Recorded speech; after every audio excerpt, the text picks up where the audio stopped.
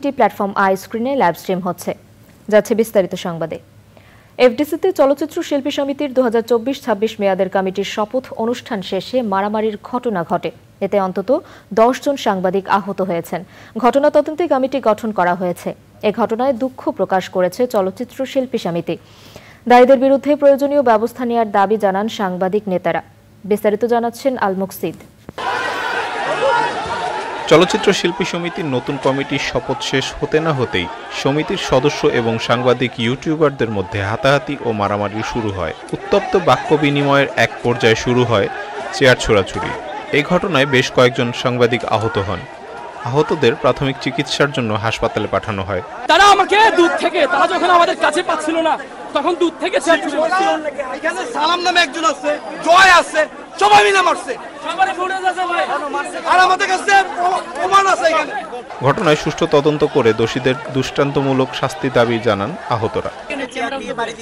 চলে যাচ্ছিলাম, তারপরে আমাকে অনেক মারধর করছে, আমার হাতে তারপরে পিঠে অনেক জায়গায় দাগ আছে।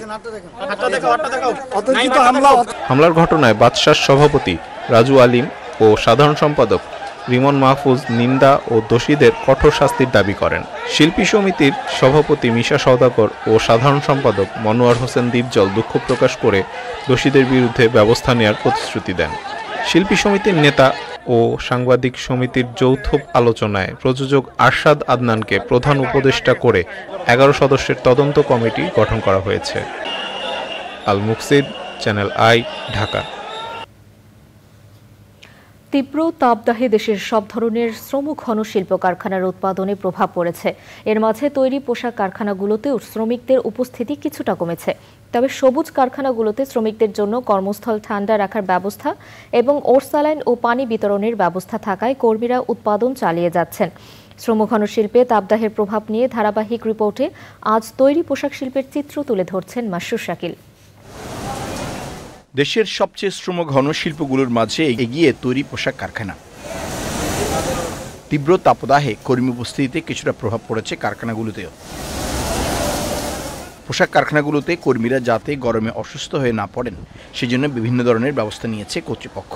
অন্যান্য ফ্যাক্টরিতে অসুবিধা হচ্ছে আর কি, যেমন আমার আপু কাজ করতেছে অনেক জায়গায়, ওইখানে শুনছি অনেক গরম, ওইখানে পর্যাপ্ত পরিমাণ আর কি ফ্যানের সুবিধা বা পানি এরকম ঠান্ডা পানি পাওয়া যায়। আমাদের এখানে ঠান্ডা পানি দেওয়া হচ্ছে, স্যালাইন দেওয়া হচ্ছে।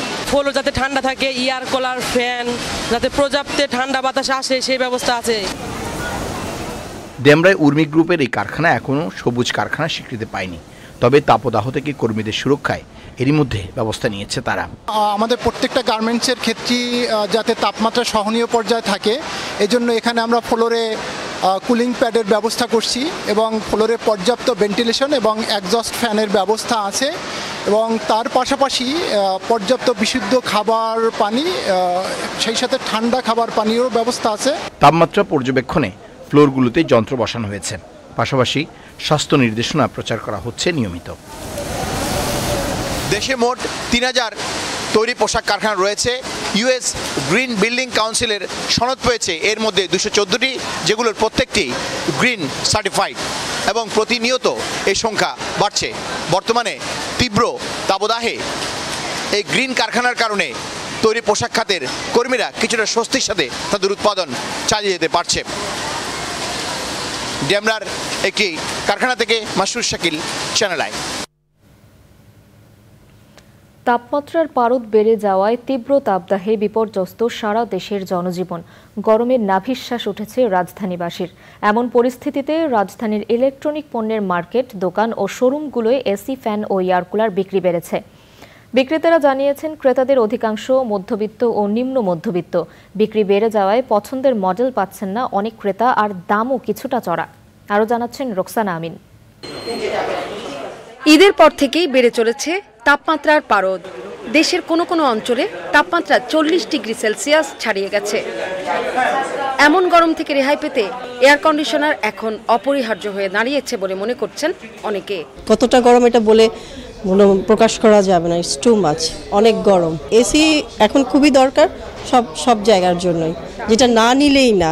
শান্তিটা বেশি আর কি প্রয়োজন পড়তেছে। মানুষ কষ্ট করে হলেও এখন যে ইএমআই আছে, কিস্তি আছে, এইসব মানুষ কষ্ট করে এসি নিচ্ছে আর কি। সাধ্যের মধ্যে হলে চেষ্টা করব নেওয়ার জন্য। চাহিদা বাড়ায় যোগানেও টান পড়েছে। দুই ব্যাংকার বন্ধু এসেছিলেন এয়ার কুলার কিনতে, কিন্তু না কিনেই ফিরে যেতে হলো। এসির সাথে কিছু এই মানে ওয়াটার কুলারও দেখতে আসলাম, কিন্তু ওদের মানে এত পরিমাণে সেল হয়েছে, দেখা গেছে ওয়াটার কুলার এখানে যে সামনে একটা ডিসপ্লে আছে, আর মানে এগুলো খালি মানে এমনি দেখানোর জন্য আর শেষ। জলবায়ুর যে চেঞ্জ হয়েছে, এটাতে আসলে এই গরমটা আমাদের এই সাউথ এশিয়ার এই দেশগুলোর জন্য আসলেই গ্রহণযোগ্য না। সাধ্যের ভিতর সামঞ্জস্য হইলেই নিতে হবে। এখন দেখা গেলো যে আমার বাজেট হচ্ছে না, গরম সহ্য করেই থাকতে হবে, কিছু করার নেই। অতিরিক্ত গরমের কারণে সবাই প্রায় অসুস্থের পথে। তো আমি একটা মডেলও চয়েস করছি, কিন্তু আসার পরে বলতেছে যে না, স্টক শেষ। ভাবছিলাম যে আজকে নিয়ে যাবো অফিস থেকে বের হয়ে, কিন্তু দুর্ভাগ্যবশত এসে দেখি নাই। গরমে টিকতে না পেরে সাধ্যের মধ্যে একটি এয়ার কন্ডিশন কিনতে এসেছেন অনেকেই। আমার তো গরমে তো নাবিশ্বাস, অবস্থা খারাপ। গরমের কথা বলার কি আছে, এটা সবাই দেখতেছে, সবাই অনুভব করতেছে আর কি। এখানে গরমের প্রচন্ড গরম, যার জন্য আমাদের উপায় নাই আর কি। গতকালকে রাত্রে মনে করেন যে আপনার বাসায় তো ফ্যান করে, ওই রকম ঠান্ডা হয় না। দেখা গেছে আপনার আমি দুবারও গোসল করছি রাত্রে, যেটা হচ্ছে বড় কথা। সেজন্য নিলাম আর কি যে একটা এসি নেওয়া যায় কিনা। পছন্দ তো হয় সবগুলাই, বাট দামের একটু ডিফারেন্ট আর কি, ওই প্রাইসের দিক দিয়ে। দাম এই যে বলেন যে আমার ছোটো রুম তো, এই যে 1 টন একটা দেখতেছিলাম আর কি, ওইটা আপনার 51,000 টাকা প্রাইস আছে। আপনি যদি নগদ ক্যাশে পেমেন্ট করে তাহলে 12% ডিসকাউন্ট দিচ্ছে ওরা, আর যদি ইএমআই করতে তাহলে ফুল পেমেন্টটা করা লাগবে আর কি। এদিকে ক্রেতা সামাল দিতে হিমশিম খাচ্ছেন বিক্রেতারা। গত বছরের তুলনায় এবছর অনেক পরিমাণে বাড়ছে মানুষের ভিড়। এই বছর গরমটা অনেক বেশি, মানুষজন বেশি কিনছে। তারপরে কি মধ্যবিত্ত এবং উচ্চবিত্তরা সবাই আসতেছে আসলে। বিভিন্ন ব্র্যান্ডের শোরুমগুলোতে 1 টনের ইনভার্টার এসি কিনতে ক্রেতাকে গুনতে হচ্ছে 45 থেকে 70,000, আর 1.5 টনের এসি 65,000 থেকে 83,000 টাকা, এবং 2 টনের এসি 78,000 থেকে 1,05,000 টাকা। রোকসানা আমিন, চ্যানেল আই, ঢাকা। দেশে প্রায় 3,60,00,000 মানুষ থাইরয়েড হরমোনের কম বা বেশি নিঃসরণের সমস্যায় ভুগছেন। বিশেষজ্ঞ হরমোন রোগ চিকিৎসক অধ্যাপক ডাক্তার ইন্দ্রজিৎ প্রসাদ বলছেন, থাইরয়েড হরমোনের স্বল্পতা বা প্রয়োজনের বেশি নিঃসরণজনিত সমস্যা প্রতিরোধ করা না গেলে স্বল্প বুদ্ধিসম্পন্ন শিশুর জন্ম ঠেকানো যাবে না, যা হবে স্মার্ট ও বুদ্ধিদীপ্ত নতুন প্রজন্ম গড়ে তোলার জন্য বড় বাধা। জান্নাতুল বাকি একার রিপোর্ট। মানবদেহে থাইরয়েড হরমোন কমবেশি উৎপাদনের কারণে হাইপো ও হাইপার 2 ধরনের সমস্যা তৈরি হয়। অকারণে খিটখিটে মেজাজ ও বিষণ্ণতা ছাড়াও নারীদের ঋতুচক্রে হেরফের সহ কিশোরীদের পলিস্টিক ওভারির মতো সমস্যা দেখা দেয়। পরিসংখ্যানে দেখা যায়, প্রতি 8 জন নারীর 1 জনের শরীরে থাইরয়েড হরমোনের অতিরিক্ত নিঃসরণ বা প্রয়োজনের তুলনায় কম উৎপাদনের সমস্যায় ভুগছেন। থাইরয়েডটা হচ্ছে আসলে আমাদের গলার সামনে একটা প্রজাপতির মতো একটা গ্ল্যান্ড থাকে। এই গ্ল্যান্ড থেকে থাইরক্সিন নামে হরমোন তৈরি হয়। সেই হরমোনটা আসলে আমাদের জন্ম থেকে শুরু করে আমাদের বড় হওয়া, ব্রেনের ডেভেলপমেন্ট হওয়া, কারো প্রেগনেন্সি হওয়া এবং বাচ্চার যে ব্রেনের ডেভেলপমেন্ট, সে চালাক চতুর হবে না হাবাগোবা হবে, এগুলো সব কিছু কিন্তু ডিপেন্ড করে থাইরয়েড হরমোনের উপর। হরমোনের এমন বেশি বা কম নিঃসরণ সমস্যার কারণে শরীরে অবাঞ্ছিত লোম বা দাড়িগোফের সমস্যায় আক্রান্ত নারীদের অনেকেই মানসিকভাবে বিপর্যস্ত হয়ে পড়েন। আবার বিয়ের পর অনেক নারী সময়মতো সন্তান ধারণ করতে না পারার সমস্যায় ভোগেন। হরমোনের ভারসাম্যহীনতায় অনেকেই অল্প বয়সে ডায়াবেটিস, হাইপারটেনশন ও হৃদরোগে আক্রান্ত হচ্ছেন। একটা সুস্থ এবং বুদ্ধিমান জাতি গঠনের জন্য কিন্তু থাইরয়েড হরমোনের গুরুত্ব অপরিসীম। বাংলাদেশ যদি এগিয়ে যেতে চায় তাহলে কিন্তু আমাদের সব মানুষের থাইরয়েড হরমোন ঠিক থাকতে হবে। আমরা যেন স্মার্ট জাতি, যেটা আমাদের মাননীয় প্রধানমন্ত্রী চাচ্ছেন যে স্মার্ট বাংলাদেশ গড়তে, স্মার্ট বাংলাদেশ গড়তে দরকার স্মার্ট মানুষ, এবং সেই স্মার্ট বাচ্চা, স্মার্ট অ্যাডাল্ট এবং স্মার্ট পিপল তৈরি করার জন্য আসলে যে হরমোনটা আমাদের কাজ করে, বুদ্ধিমত্তা তৈরি করে, তার নামই হচ্ছে থাইরয়েড হরমোন। সুতরাং থাইরয়েড হরমোনের ঘাটতি রেখে আসলে স্মার্ট জাতি তৈরি করা খুবই কঠিন ব্যাপার। এ অবস্থায় জটিলতার আগেই থাইরয়েড হরমোনজনিত সমস্যা শনাক্ত করায় জোর দিচ্ছেন এই বিশেষজ্ঞ চিকিৎসক। থাইরয়েড হরমোন পরীক্ষা নারীদের রুটিন পরীক্ষার আওতায় আনার বিষয়ে জোর প্রচার চালানোর পরামর্শ দেন এই বিশেষজ্ঞ। জান্নাতুল বাকিয়া, চ্যানেল আই, ঢাকা। ইউরোপের মহাকাশ রাজধানী বা অ্যারোস্পেস পাওয়ার হাউস বলা হয় ফ্রান্সের তুলুজ শহরকে। সেখানকার স্পেস সিটি বা বৈজ্ঞানিক সাংস্কৃতিক কেন্দ্র থেকে নভোচারীদের মহাকাশ যাত্রা এবং মহাকাশ জগৎ সম্পর্কে জানতে পারছে দর্শনার্থীরা। ফ্রান্স থেকে এম এ হাশেম জানাচ্ছেন। প্যারিস থেকে প্রায় 700 কিলোমিটার দূরের শহর তুলুজে রয়েছে সিতেদুলা স্পেস বা স্পেস সিটি। এখানে মহাকাশের রহস্য আবিষ্কারের বিষয়গুলো দর্শনার্থীরা জানতে পারছে। এছাড়া চন্দ্রাভিযান, সৌরজগতের গ্রহ উপগ্রহ এবং স্যাটেলাইট সম্পর্কে জানার সুযোগ রয়েছে এই বৈজ্ঞানিক সাংস্কৃতিক কেন্দ্রে। এটি হচ্ছে 1986 সালের একটি স্পেস স্টেশনের কম্পার্টমেন্ট। এই অংশটি থেকে সে সময়কার স্পেস স্টেশনের কর্মকাণ্ড সম্পর্কে কিছুটা ধারণা পাওয়া যায়। I came here because I love space and things like that, and I really enjoyed being here. Rocket উৎক্ষেপণ, রকেট কন্ট্রোল রুম, নভোচারীদের মহাকাশে কাজের বিষয়গুলো জানা এবং কৃত্রিমভাবে মহাকাশ ভ্রমণের ব্যবস্থাও রয়েছে এই বৈজ্ঞানিক সাংস্কৃতিক কেন্দ্রে। We're doing experiments and I'm using CO2 in solid to show like the difference between like the environment on Mars and the environment on Earth.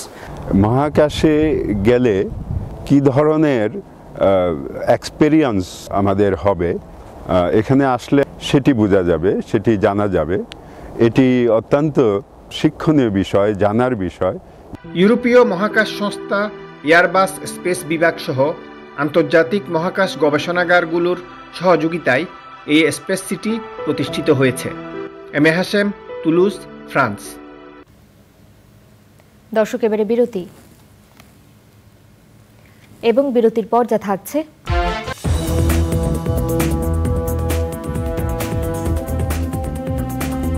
ফিরে এলাম বিরতির পর। এবারে কৃষি সংবাদ।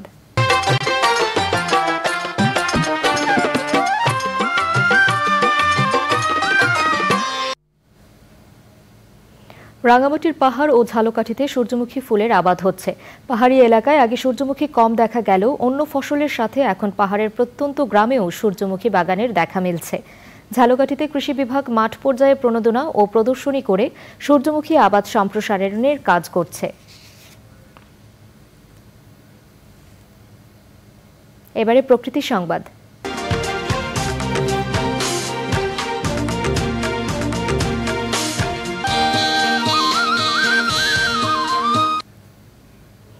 নওগাঁর মহাদেবপুরে হাজার হাজার তাল গাছ রোপণ করে দৃষ্টান্ত স্থাপন করেছেন ভীম পাহাড় নামের এক ব্যক্তি। এক যুগেরও বেশি সময় ধরে বিভিন্ন সড়কের দুপাশে গাছ রোপণ করছেন তিনি। জলবায়ু পরিবর্তনের বিরূপ প্রভাব মোকাবেলা ও প্রাকৃতিক ভারসাম্য রক্ষায় এমন দৃষ্টান্ত এলাকাবাসী সহ সবাইকে আরও উদ্বুদ্ধ করবে বলছেন স্থানীয়রা।